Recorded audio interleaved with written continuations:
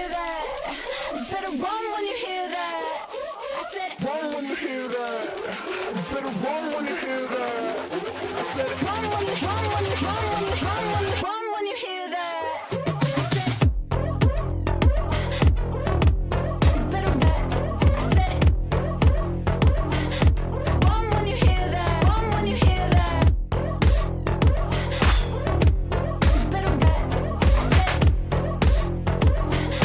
run when you hear that. Run when you hear that.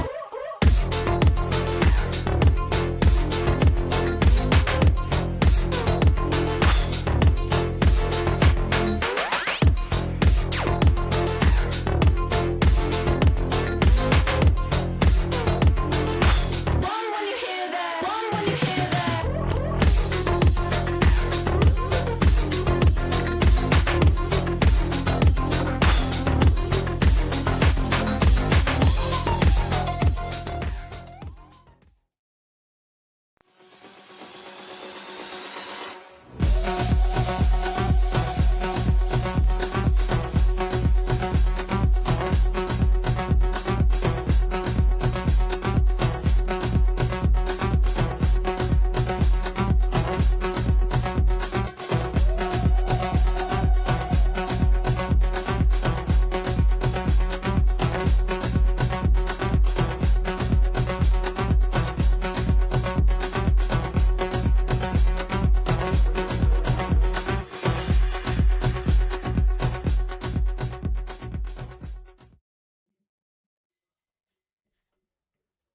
Good evening, everybody. Bruce Foster here. Welcome to the show.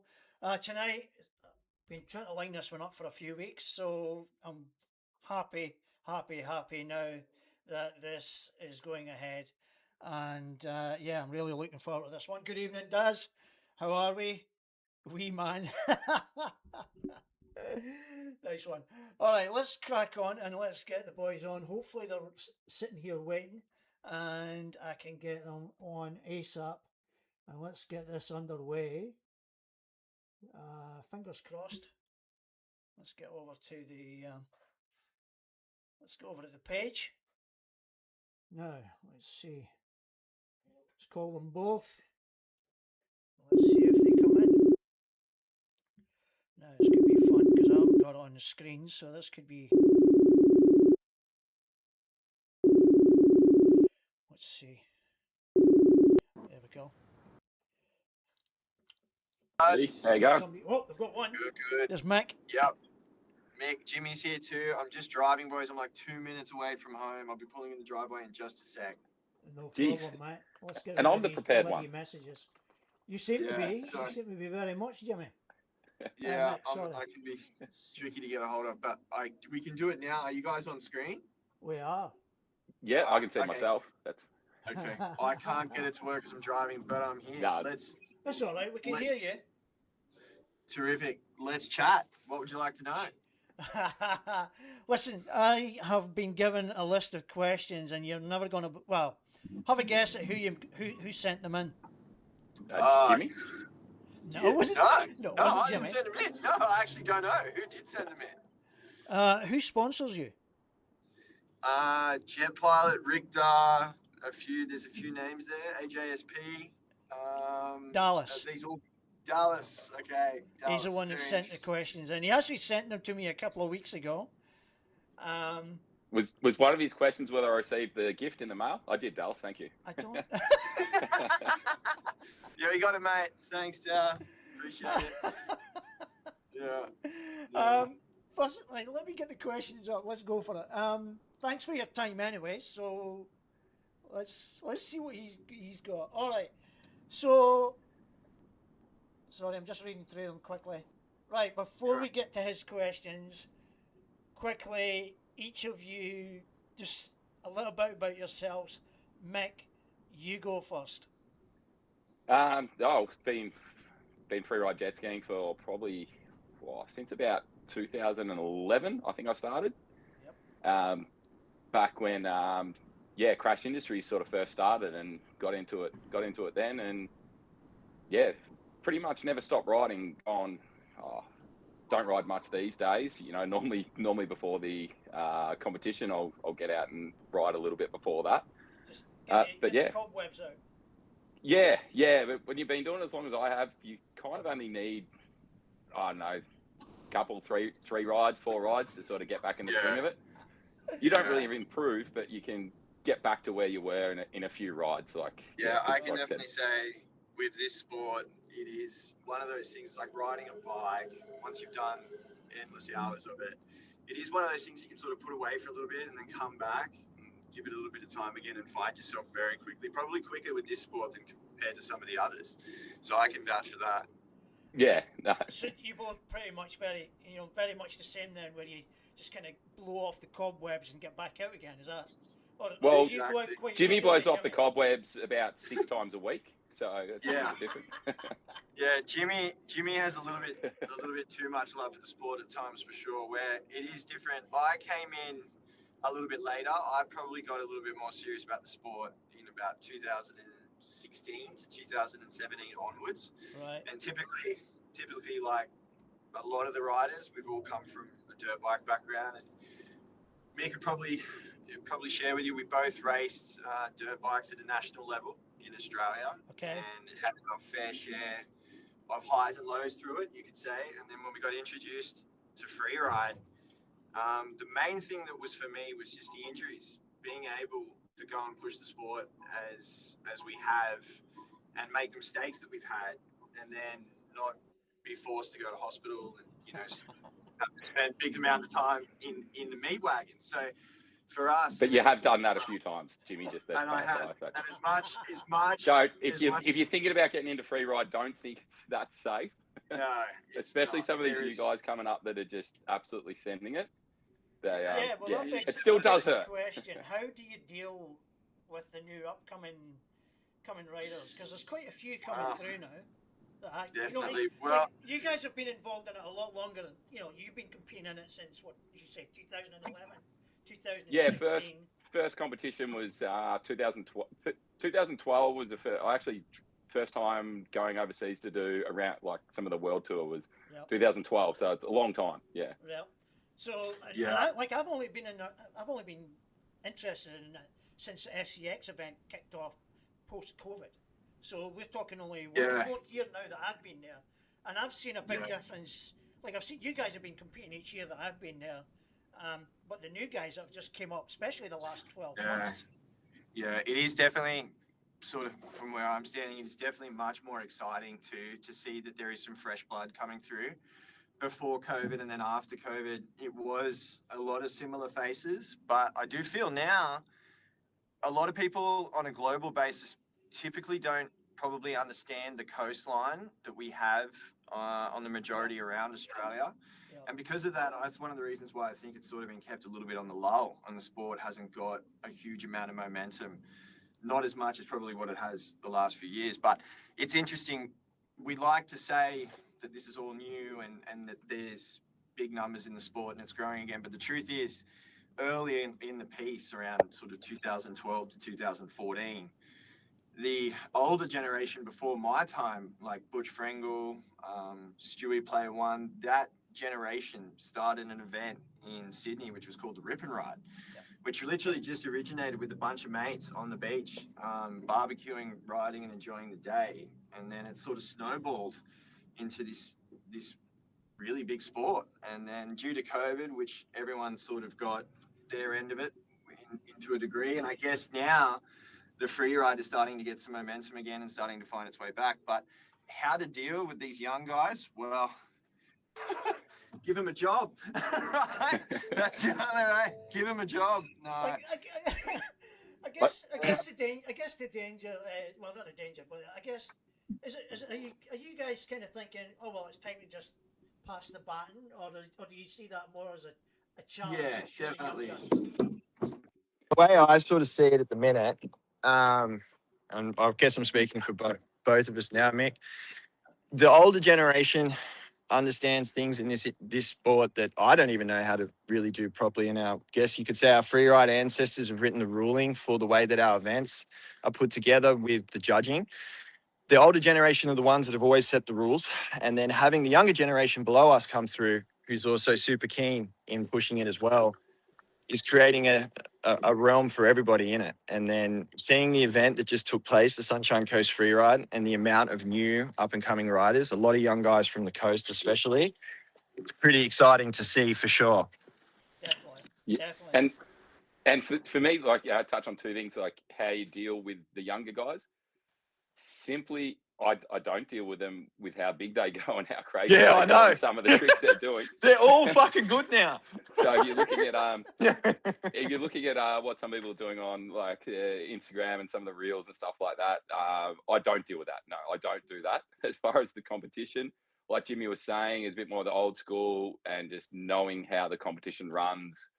When I do practice or train, I train for that because I still enjoy competing. So I'll always train knowing that, I mean, for instance, the last ride I had before SEX, I got a stopwatch on my bars. I went out, I hit the stopwatch. I did everything I could within 6 minutes and I was absolutely fucked after that. And I don't think that, well, I know that a lot of the younger crew, they don't do that sort of stuff. So I'm only just got the, I can only still ride with them because of being prepared and just being that little bit smarter about going about it. Yeah, the hardest. You guys have been around a little bit longer. Where do you see your strengths over, say, the young guys? Oh, it comes down, to be honest, it really comes down to experience. Be real. One of the things that took me a long time, Mick, which I can say for sure, is with the events and with the way that they're scored and judged, a long period of time, I believed that it was a race and you'd be out there and you'd hold your breath and make all sorts of silly mistakes. The calm head and the smart head, and usually the oldest guy in the field, knows how to get himself through the heat probably a lot better. Like, it's very easy with what we do to have one or two big crazy tricks and allow them to overweigh the smaller parts of the puzzle, which actually make up for what becomes the champion at the sport. Yeah. So yeah, to be real, experience. But once again, the reward is if anybody puts the amount of effort in that they want to, anybody can get to a good level. It just depends on how much you're prepared to sacrifice. Yeah. And just to touch on what Jimmy was saying about the way it is judged, just for everyone listening, is it's been this way for a long time with IFWA, which is the old World Tour. Which pretty much ended after COVID, unfortunately. It's always been your 4 best aerials and your 4 best surf rides. Right. So they're basically calculated out. You'll get a score out of 10, and you add together your 4 best of each one. Right. That is something that, like, yeah, what Jimmy was saying before, it's sort of been around for a while. That's one thing that I was going to suggest, and maybe like we can do a vote or something like that. We don't want to get rid of surf riding because I've been to competitions where I've seen it where it's just aerials. They are actually boring to watch. Like, I've had this thought too. You do need the surf riding, but what I think is most people, like we were just talking about how I can still keep up with some of the younger guys, is they just go out and do aerials. They hunt around for the biggest wave and do the biggest trick, and that's cool. That's fun to do. When you come to a competition, you kind of got to prepare a little bit different. What I wanted to suggest is maybe we keep it the same, but go, instead of 4 best aerials, we go 5 best aerials, 6 best aerials, and we change the 4 best surf to maybe 2.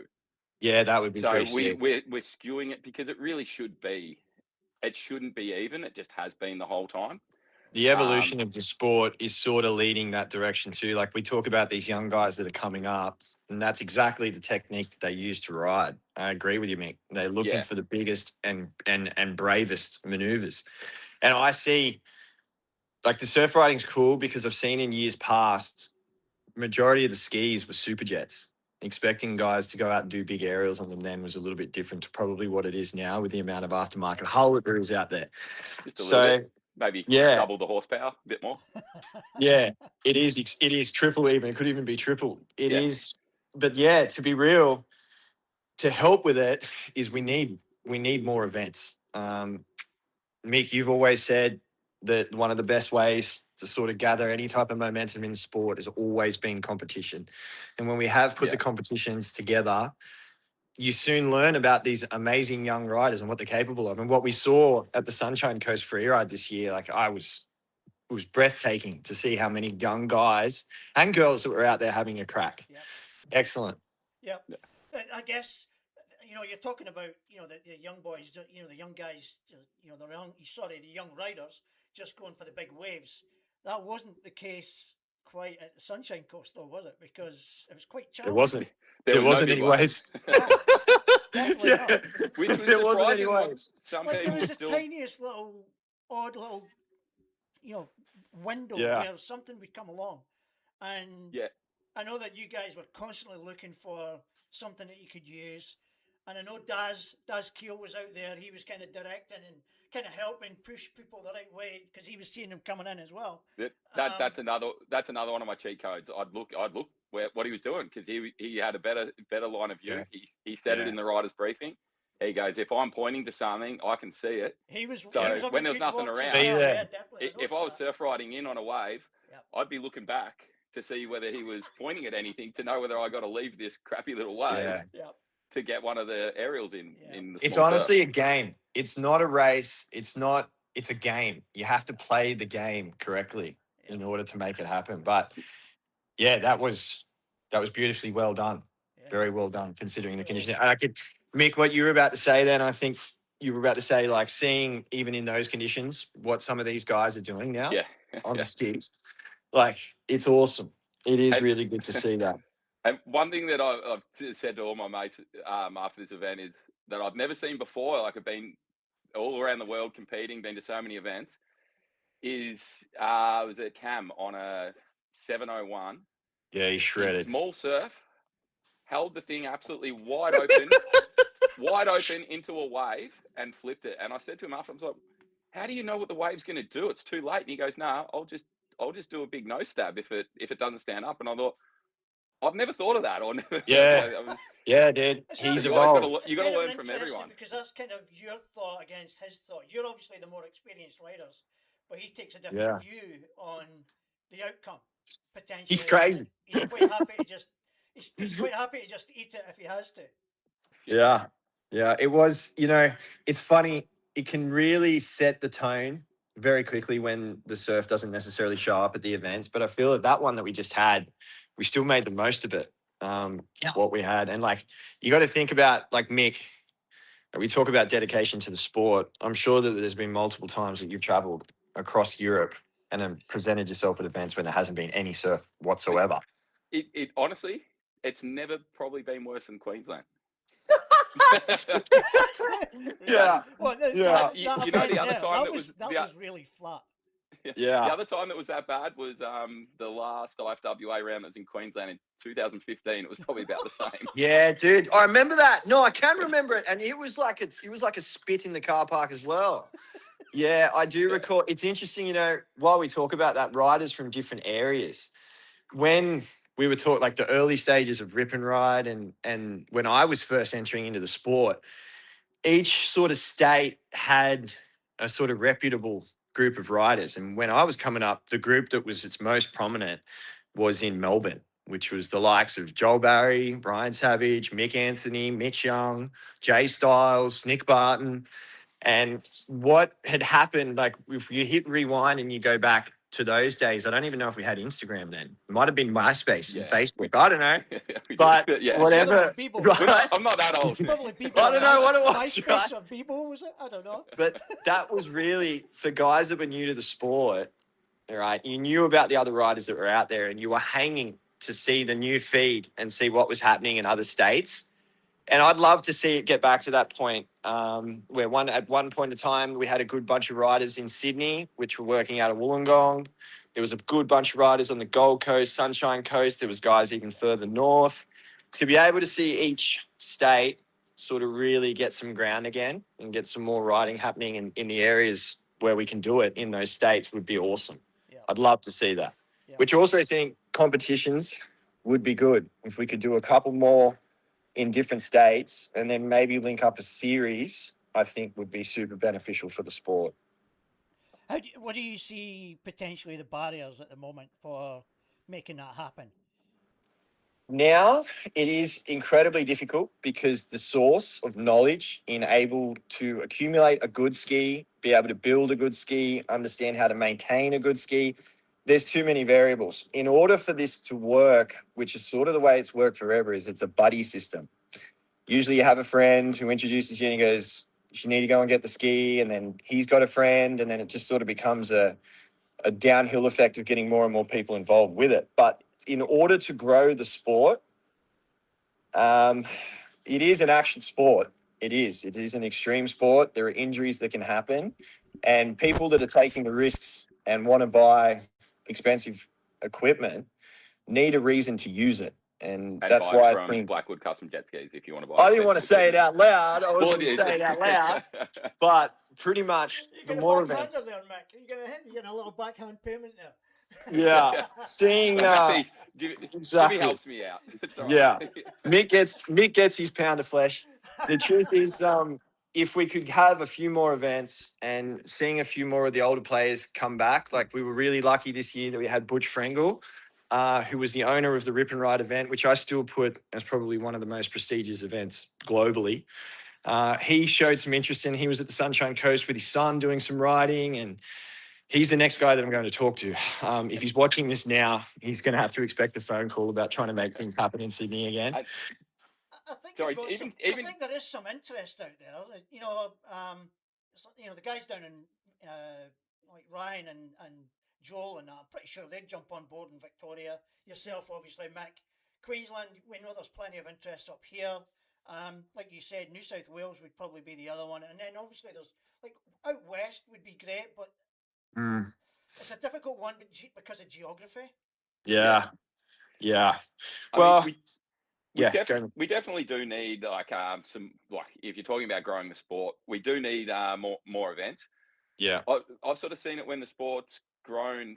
I know it sounds silly, but almost gotten too big for the amount of events, because if you can only really accommodate 100 people to an event before the event's terrible, because you can't have too many people out there riding at one time. Yeah. So once the sport sort of grows big enough that you're getting those sort of numbers, you need more events to spread it out. Yeah. And the other big thing is 100%, like in my opinion, the reason why the sport had grown so much over a short period of time was Crash Industries doing an Australian championship.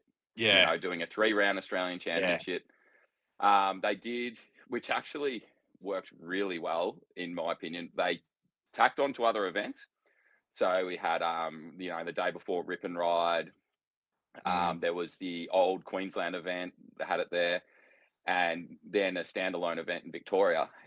That's when I really saw the sport grow, and they had amateurs, rookies, pros, vets. They had all that, and having a competition in line with an event without it being too much one or the other. Yep. You know, people can still go out and free ride at SEX. You still need first to flip competition, which unfortunately we couldn't have this year due to the size of the surf. It would have been too dangerous. You need all those events, the biggest trick, sickest trick, biggest air, all that stuff. The riders need an outlet. They need an outlet. Yeah, well, that's it. Yeah. And look, I believe you need competition with the events, but you can't let it override them, because at the end, I mean, we had almost 40 something entries into a competition that can only take 20 into it. So a lot of people got to go out and try and qualify, didn't qualify. So you couldn't just have a competition. You can't have someone travel all that way, have one ride, and then and then go, they're done. Yeah. You know, so you need that free ride with it. And that's why I think SEX has been so successful in the last 4 or 5 years. Unfortunately, to make the sport bigger, is you need more people with the passion that Matty O'Connor has to run the event, because, to be honest, it's not easy. Like, I help out at SEX. It's tough. And I reckon every year I've turned around to Sam, who I always travel with, and just said, I'm not coming next year. I'm like, I'm not doing this next year. So and then you keep coming back. Because we all want to win, Mick. Yeah. Because we all want to win. That's why we keep coming back. Right? Yeah, but that's it. Like, that's the truth of it. It's because we all want we want the win. We're competitive animals. The tricks that we do in the surf is crazy. A lot of people get hurt. A lot of people spend big amounts of money, but that's why we got into it. We love and one of the things that makes this so much special compared to some of the other sports that I've done.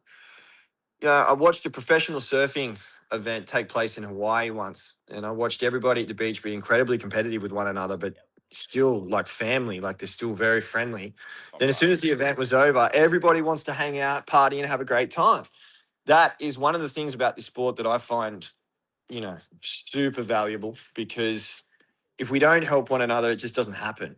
It's simple. You've hit the nail on the head there, Jimmy, because the first year I went up there to do the live streaming 4 years ago, that was the first thing that struck me was everybody was so incredibly competitive, but they were so willing to help each other camaraderie and hang about and hang out together and and just socialize and all that kind of stuff away from the water as well. But it was incredibly competitive on the water as well. That was so refreshing about the whole sport. Which, if anything, I kind of feel a little bit obligated. I don't know about you, Mick, but to try and protect that the whole way through. 100%, man.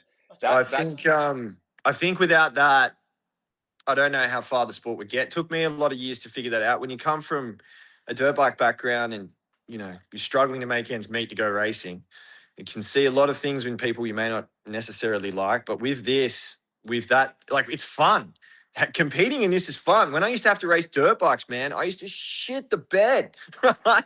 So this is actually, it's exciting to have, and getting ready for one is good, and it makes me want to do more events. I hope Matt keeps doing them, and we get more and more. He's like, I've no doubt you boys have already spoken to him.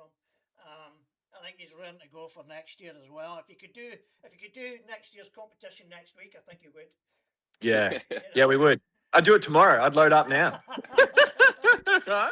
So, I know that there's been, like, the week before SEX, Jimmy, you had a bunch of guys out the front of the Yeah. So for me, that time of year is by far the busiest. But this particular year was a special one because we had some of the biggest names in the industry arrive to sort of have a look at our market, understand a little bit more of what makes things tick around here, and also have to put up with 20 or 30 free riders can be quite the strenuous job, especially right before events and whatnot. But what made it special is Australia is now becoming a very prominent player in the stand-up PWC world, especially in the freeride game. And then if things continue going the way they are, there'll be some other disciplines which will be coming in, which I can't say too much about in the next year or so. But virtually where we're at now, things are going in a much more positive direction than what they were directly after COVID. And the events are great, for sure, that's great. But one of the things is being able to reward the riders for their sacrifices. And one of the things I've really wanted to focus on this year, which made it special, was give the opportunity for guys to have more than one chance at competing. So we ran a little bit of a small competition here, which was an invite-only type deal, which was held on the Gold Coast exactly 2 weeks before the Sunshine Coast Freeride. And the reason we did that was to be able to give the opportunity to the amateur riders, which are coming up, to get a bit of run and practice at a competition setting. And then also it was an opportunity to sort of say to the rest of the world, hey, down here in Australia, between these two dates, there's going to be a lot of jet skiing take place. And you probably assumed the right way with that time that we have before these events. I allow my business to open up to help just about anybody who rides Freeride. So we've had riders come from Perth, from the Sunshine Coast Freeride, that Blackwood Custom Jet Skis makes the time to help them with their skis, help them with their parts. The riders that butchered their skis after the first event, we help them get their stuff organised so they can be ready for the second event. One of the hardest things for this sport, and if you ask Mick or I, because we do like winning, one of the things is putting a lot of emphasis on only one event in Australia.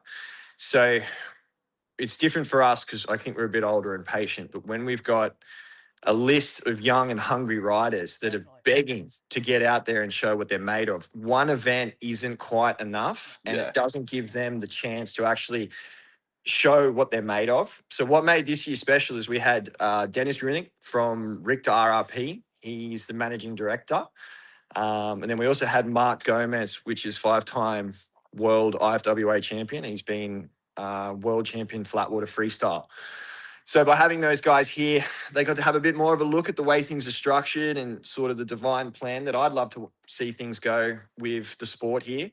And I think the biggest thing is if we've got this type of size this year, I'd really like to be prepared for next year. I think next year could just be even funner and bigger again. Yep, yep. I guess off the back of the SEX event, a lot of younger riders will be thinking, wow, we've got to wait for some Correct. quality event till next year now, you know? Yeah, realistically. yeah, correct. Whereas if they Unless, they'll be wondering when's the next one going to be, you know? well, that's actually a really good question. After the situation took place of the last 2 weeks with the big bosses here from overseas, there are some opportunities that are presenting themselves to be able to run more events. There's a few dotting of I's and crossing of T's that have to be done first. But now that the manufacturers have actually got a chance to see that there is a potential market and a big future for freeride jet skiing in Australia, we're getting taken a whole lot more seriously now. And I do Awesome. think That's great to hear. there's going to be a lot more opportunities for the riders to get out there. And hopefully one day we'll be in a position where, you know, we've got a whole lot more PWCs getting around Australia than what we do now. It's all about visibility as well, and there's been a lot of good social media stuff going out recently Yeah. as well. So Yeah, it's been busy, very busy. So it was exciting too. So I just got back. I was lucky enough to get a trip to the Richter factory in Thailand of the course of the last 2 weeks, which is where I've been basically since the Sunshine Coast Freeride. And we got a really good understanding of what's involved with manufacturing the hulls and I guess divine plan into making sure that they can be accessible to the public. So seeing that that's going in a positive route is great too, because everything is sort of growing right now. And yeah, I think we just keep going the way we're going. Mick, you look like you're chapping away. You want a piece of the action here. No, Yeah. no. I was just listening. Probably the only other thing I wanted to add to was about having a good crew to ride with. Yeah. Much like what Jimmy was saying before, something you don't want to lose. And that's something that I actually, I didn't actually see that overseas at the first time. And people were almost surprised. Like, well, in Australia, we are like that, and we do help each other out. And if someone needs a part and they're a competitor, they could be your number one competitor, and they need something for their ski, we help them out. And I think that's what's kept it a good community in Australia. Yeah. I think of a story one time. It might have even been. It was either Abraham or Mark Gomez in one competition in America, and their ski broke down in the water. And I'm looking back, and I see Rick Roy, and I see all of these Richters there. I started running back. I'm like, which one can he ride? They're like, what? I'm like, his ski's broken. Which one can he ride? And they were like surprised. I'm like, that's what we're like in Australia. Yeah, that's what it's like. Really? Which you would have seen. You know, it's funny at SEX. If someone's ski breaks down, you've got their mates running in with another jet ski. Someone gets another ski out straight away. Yeah. And that's, you know, it's funny that you say that, Mick, because I've now seen that too. When I've gone overseas, even to the way that the skis are built and people set the skis up, everybody has their own way of doing it. And the way we do it, I know what that's like. I have my own way of setting a ski up. Yeah, well, everybody's different, right? Everybody's different. But what I can say is, like, one of the things with the majority, like, of Australians, like when we go from different groups, like we go from the Gold Coast to ride with the guys up at the Sunny Coast, vice versa, I've gone down to Sydney, ride with the guys in Melbourne. We do tend to look out for one another in a lot more ways than one. And I do think that is what's keeping it pure. And everyone needs a tow rope. I know you boys don't do that. It's bad luck, Mick. It's bad luck if you take it. If you take it, you're definitely going to need it. I would have lost at least 2 or 3 jet skis in my lifetime if we didn't all carry tow ropes, tow loops front and back, and watch out for your mates. And it's not even if they've got a broken singing down ski.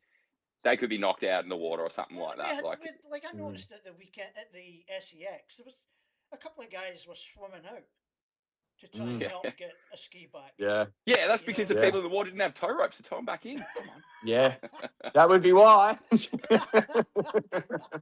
But when it does, like, you know what, that's not too bad because that was small surf. When it's like 6 feet and one of your mates is like, hey, bro, Can you tow me back?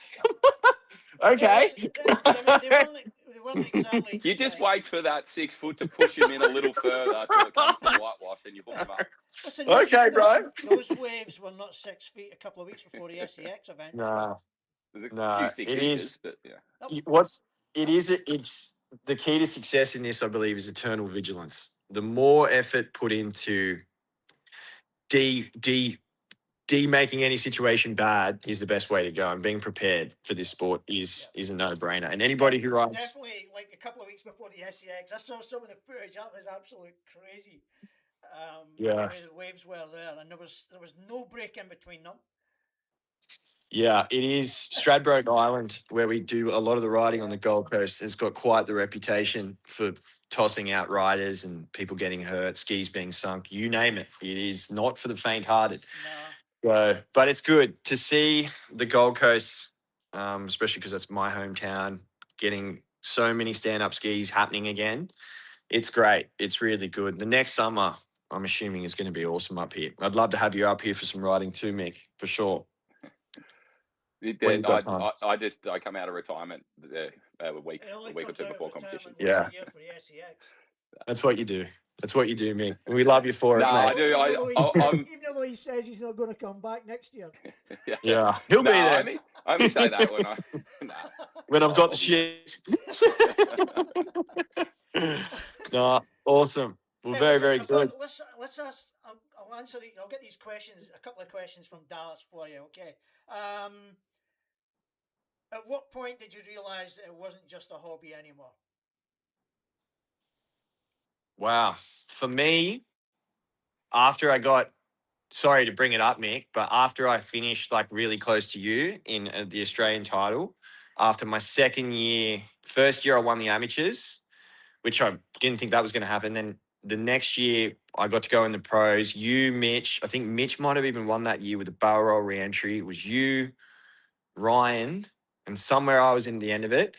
And it was actually at that point I was driving home and I was thinking about the way I feel after an event jet skiing compared to the way I feel after an event motocrossing. And I was like, fuck this. I'm never going back to race dirt bikes. I'm done. I'm in 100%. Right? That's because you got to be fit and you got to be more fit and healthy to race dirt bikes. You feel better after a jet ski event because you're drinking beer. Yeah, I like to party, man. I like to party. And you've not got 100,000 rocks. You've been eating dirt, grazed elbows. You've got 10 motorbikes to wash. They're all blown up. Yeah. I have to admit, that was the breaking point for me, Mick. When was it? Like when you won your world title? When was it for you that you wanted to go the next bit? As soon as I started riding jet skis, like what we're talking about, like with mates and good camaraderie and that, like hanging out at a beach and doing something that's back then I thought you couldn't hurt yourself. I've learned better now.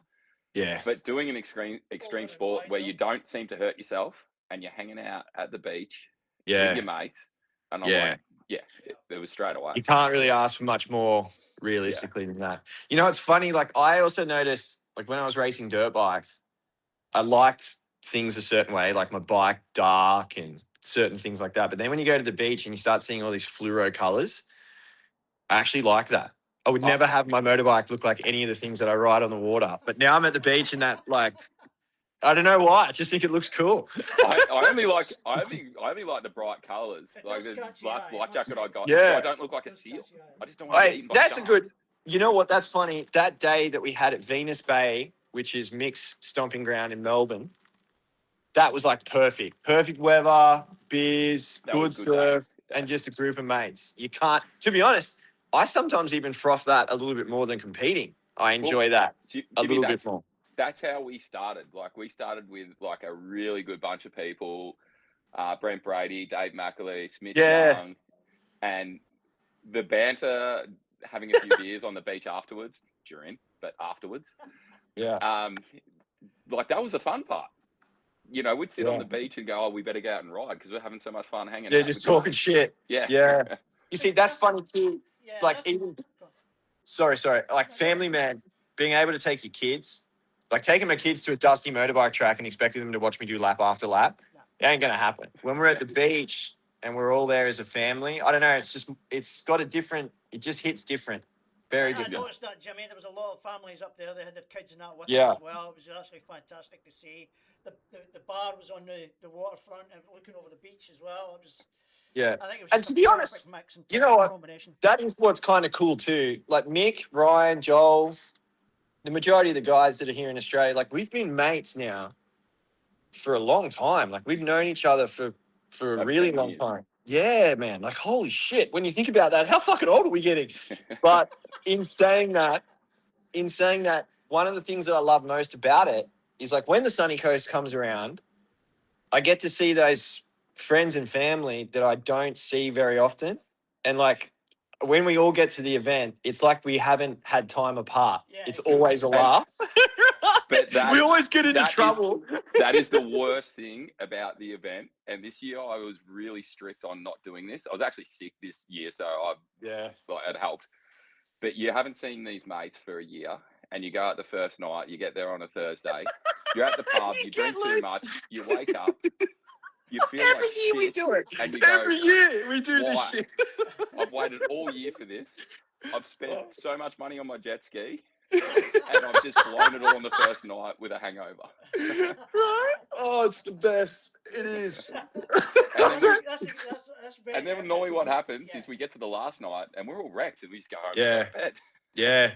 But I have to admit, it's what makes it so much funner. Like when we've been, like even in New Zealand, like catching up with everybody there when we've competed at the FOF, and yeah, it just brings like a brotherhood, a really good one.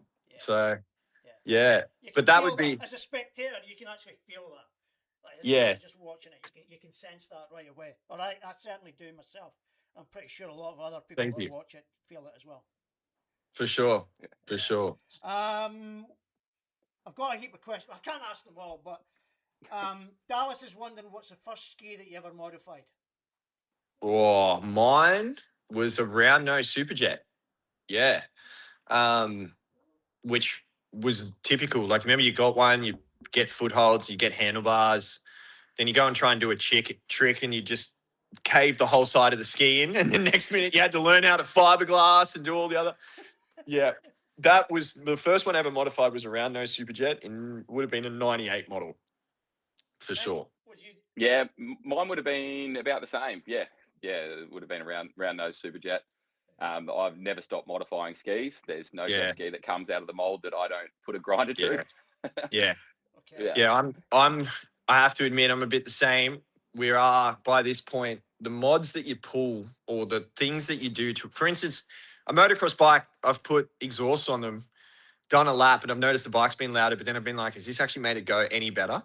But with mods towards a ski, I find the small things go a lot further. So like adjusting your steering on the Superjet correctly.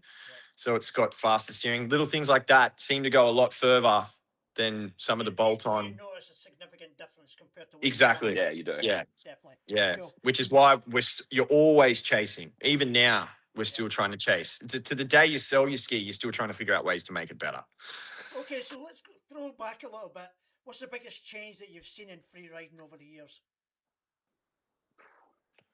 Oh, the double backflip. I've never seen it done in Australia, and I've had a try at it when I was in New Zealand, and it didn't go very well. That would have to be up till I saw that. Everyone sort of gets to a point and they plateau. But when I saw Joel just huck it that day and rip it around, I was like, okay, that's the next level. We need to start figuring out how to bring from that level on. How to make that an everyday occurrence. Yeah, exactly. And Joel, like, he's crazy enough to give it a whirl. Ryan and Savage also had a crack at doing it. And then it was at that point I was like, okay, this shit's getting real now. Like, this is getting real.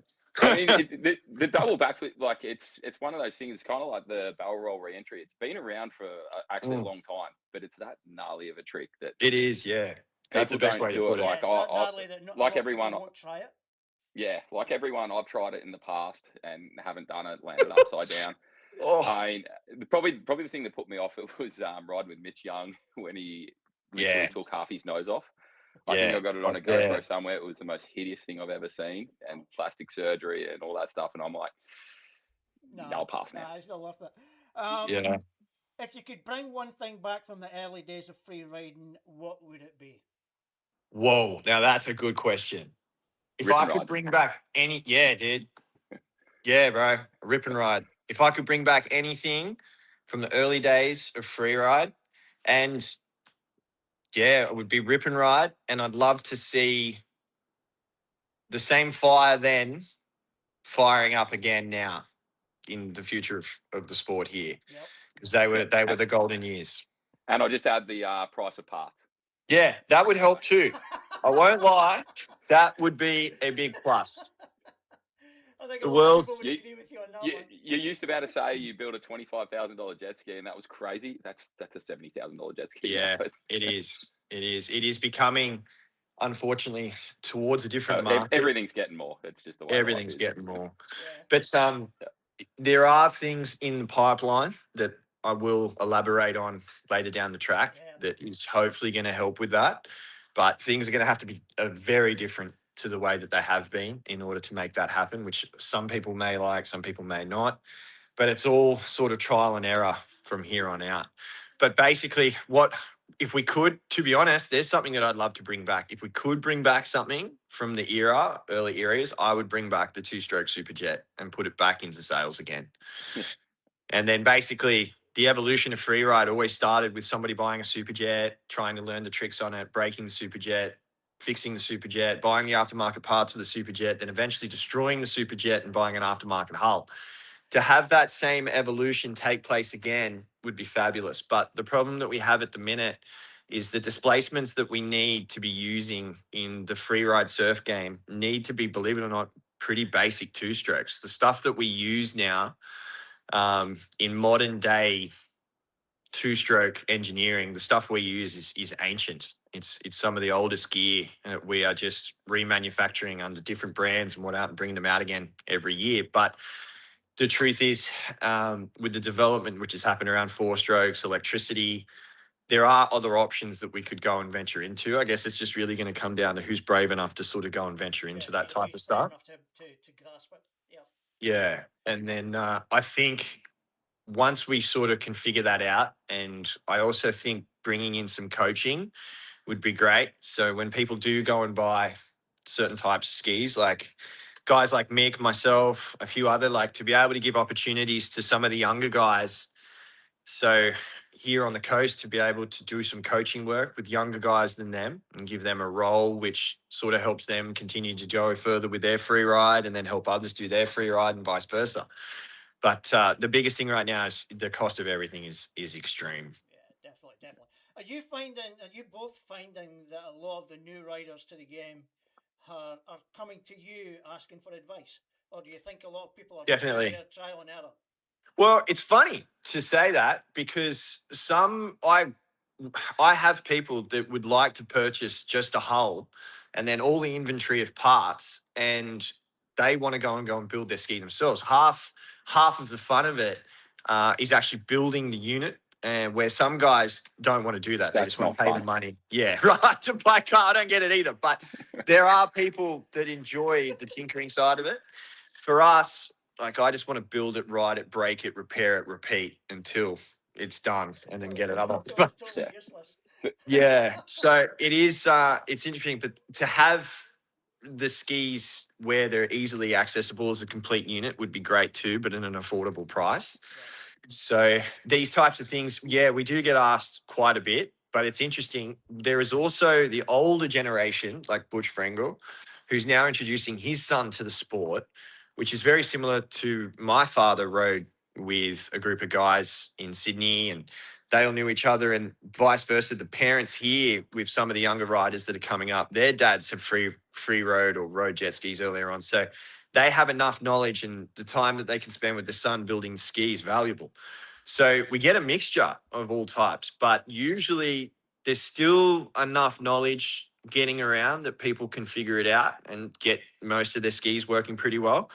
But it's one of those old factors again. It's pay to play. Yeah. If you've got the money, it's easier to do. And for other people coming in and asking for help or asking your opinion, if they're talking about a jet ski, you just turn them to Jimmy. Yeah, thanks, mate. Well solved. If they're right? talking about riding, you're definitely getting a backhander, Mick. Or just no, I'm saying that because I don't want to deal with that shit. Yeah. But as Yeah. far as like riding and stuff like that, I actually really love doing that stuff, like helping people like achieve something new or do a new trick or do something like that. But yeah, when people come up and ask for help in that on that side of things, that's awesome. Yeah. Like yeah. Well, Yeah. Taylor Porter's just commented that she's interested in coaching. Now, bear in Yeah. mind she's on the Gold Coast. Jimmy, that would probably be your domain. Yeah, for sure. I think definitely. I see Taylor quite regularly because she works at AJSP, so I'll definitely mention it to her. But I think her fiance does Freeride as well, doesn't he? yeah, he does. He's quite good too. Yeah. It's interesting. What I think's important is a lot of people being able to ride the ski in the river. Like I can remember this like it was yesterday, Mick, when I was like thought I was hot shit motocross rider. Dude, there was like 10 of us, right? I could even rattle some names off now of professional level motocross riders that thought they were hot shit. And then the two-stroke Superjet came to the Supercross track one day, and the dam that we dug all the dirt out, it was full of water. A friend of ours who was a mechanic on a team brought it, and he's like, yo, who wants to have a go on the jet ski? And we're all like, yeah, bro, we can do that fucking easy. Yeah, man, any one of us can do that. Dude, it was the funniest thing I've ever seen. 15 A graders, not one of us could even get up on our fucking knees without swimming next to the thing. So one of the things that I find that's a bit of a link in the chain, which sort of needs to be beefed up, is expecting people to go and swim on their own without a jet ski in Australian surf is pretty heavy duty, especially in Melbourne where Mick's from. It is big surf. So to be able to introduce riders to, for instance, the perfect ways to go and learn in a surf condition was the conditions I think we had at the Sunshine Coast Freeride. And then you sort of gradually get confidence Build with your up from group that. and build up from that. But then there's usually one day that one of your mates will be like, oh, there's cyclone surf, let's go. And you'll get out there and it's like 20 feet and you're wondering, why am I even here? Yeah. Right. So Yeah, you yeah, won't catch me coaching, out there. yeah, helping the other riders get into the understandings of the rules of the surf, I think is a big part that needs to be really looked into. Right. Okay. Most talented rider that you've ever seen? For me, Joel. Yeah, yeah, Jolie. that's actually close. That's actually close. For me, I guess more old school is what Ross Champion. Yeah, What yeah, Ross Champion did. He was just good at everything. Like he could do every. Yeah, I'm going a lot more old school. If you're going more new era, yeah, Joel. The way Joel rides, the way Jolie. Ryan Savage is riding at the moment. There's a lot of good people. But if I like off the top of my head, I'd Ross Champion for me. Yeah, mine like that era was Pierre Maxian. Yeah, well, he was my next one. Is Pierre? Like, Yeah, just Pierre, like, crafty Frenchman. He was smooth as butter and could just do all of like if it wouldn't. I've seen guys like give tricks to him, and then you think he wouldn't be able to give something back, and he still would. He'd still have something else in the bag ready to go. That I found incredibly impressive. Also in like super small surf, the dude was not scared to pull out his flip levers and swing off them. And he's like 9 foot tall, dude. The guy's huge. Then there was like other riders too, like Mitch Young. For me, I didn't get at that point enough of an understanding of what the international riders were doing, but what we had here on the home front, like Mitch was fucking pretty good, man. yeah, there's been a lot of top level Australian riders. It's not just like one or two. That like Brody Cobb. We've had there's been a stack, but Brock Taylor, say no more. Yeah, there's been we've been pretty fortunate really for the level of talent that has come through here, for sure. Yeah, and there's a lot of new ones in the wings waiting. Absolutely, and if they're this good now, I'd hate to imagine what they're going to be like in the next 2 or 3 years, especially with. Yeah, but we just mentioned a few riders like Brock Taylor. If the way these young kids are riding, they're going to be exactly like Brock. He's got a bad back and he can never ride a jet ski again. Yeah, He's so big. Yeah. Brock, you're taking a wiser approach to the whole. Yeah, you got to think. You're right though. I can only take slow and steady in the race. Yeah, bro. I got the amount of hits that I see, like Tane O'Keefe, for instance, one of the riders who rides for us. He's the dude will take 8 or 9 heavy landings like that in a row. Bang, bang, bang, bang, bang. Dude, I can't even get to 3 without a screw falling out of one of my legs. Right? So, yeah, Well, he's it's got screws in good. his legs now, doesn't he? Yeah, he does. Yeah, he's got a couple screws in his legs After now his last too. big hit. Yeah, so there's that. To be honest, there's an injury. So he's had a massive laceration of his ankle, and then he's broken off. I think it was the inside of his fibula, doing a nearly flat water flip at Wavebreak Island, which is a place that doesn't usually have surf. And he did it. He rode out, but his ankle didn't. And yeah, and that's once again, small surf is usually when the accidents happen, is when people are trying to push. It's a big surf. Usually it's not too bad. So but so that's basically it. Alex Ewan's down in Victoria. He said he put out an EOI about a month ago, and he said he had a number of people that were keen and interested about doing a 3-round Freeride tour. So I don't know if you've had any contact with Alex. I have, yeah. So I've spoken over a short amount of time with Alex. What I would really love to do, but it's a bit tricky on a podcast, but there are some really good people in the behind scenes that have done some amazing things with events. Alex being one of them. What makes these type of things sort of work, in my opinion, is people like that and having a good crew of them, especially like you, Mick. So no, I don't want to run any events, but I know. No, but Mick, I agree. Like Matt. Mick just wants to win them. Well, no, I just want to be there and compete and have fun with my mates. I agree. It's always good if you're on the podium. Yeah, then I'm happy. It is. My kids are happy. I bring home a trophy. That's the deal. They're angry That's otherwise. It. That's fair. That is a very fair deal. The one that was asked by your young one about, can I get another one of those lit trophies? Was that you? Yeah, they use them at their night lights. Bedroom night lights. Yeah. Good on them. They do put a lot of pressure on me. Like Jimmy was talking before about taking your kids to a dusty motocross track.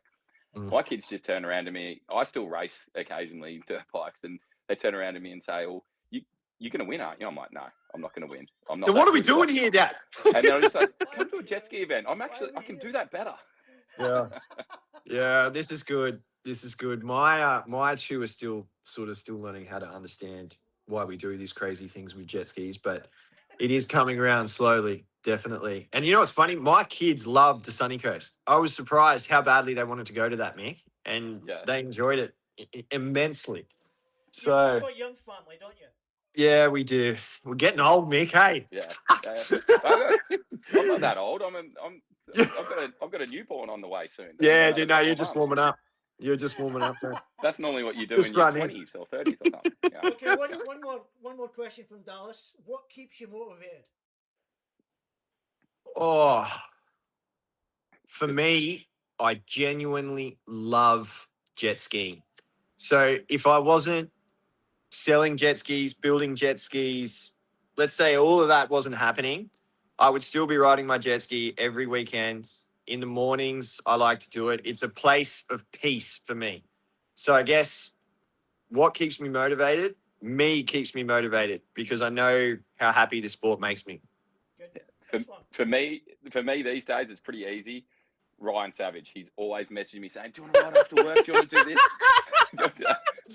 this?" Hey, bro, you free this weekend? Okay. Yeah. That's what keeps me motivated. Oh, bro, are you riding again? Are you coming riding this weekend? Yeah. Guys, it's been an absolute pleasure having you on. I'm going to let you guys Thank you for having us. Before you go, use some final words, whether it's sponsors, families, supporters, whatever. Free, you've got the time, shout them out. On you go, guys.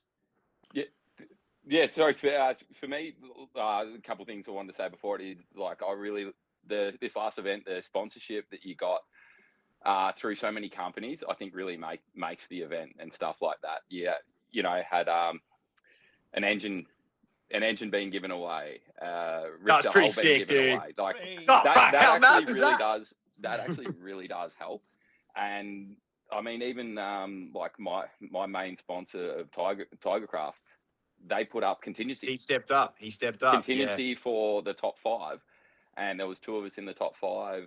I just received $2,000 cash for that. And How in this sick. sport, you spend a lot of money coming in, and when you win something back, it feels like you won, even though you spent Yeah, 10 times dude. more.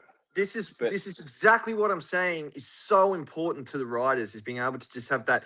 Dude, do you remember what it was like getting a can of chain lube because you finished third at a club day? Bro, I probably still got the can. But on So- top of that, like definitely Tigercraft have been with me for 12, 13 years now. Blackwood Custom Jetskis obviously helped me out a lot lately, building me a new Tigercraft. So it's a combination between the two. These days, because I don't really ride much, don't have a lot of sponsors, but yeah, Link's always helped me out. And JSN Motors has just jumped on board. I'm probably forgetting a few, but yeah, the main ones. Yeah, So does that mean you've got to get out a bit more often now, Mick? I do now. I do. Apparently, there's There's someone some that commitments. wants me to actually post on social media, That's me. and yeah, it's Yeah. hard for me. But Yeah, it is. I'll do But my Mick, best. you're doing a good job though, mate. You're doing fabulous considering. So for me, there's too many people to name, but the ones that matter the most to me are always around me. And to Dallas Morgan especially, I want to make like a super big thanks to him. This last year, I've pitched some pretty crazy ideas towards him, which I didn't think at the time he would absorb as well as he has. And Craig Maudsley from AJSP has been like a huge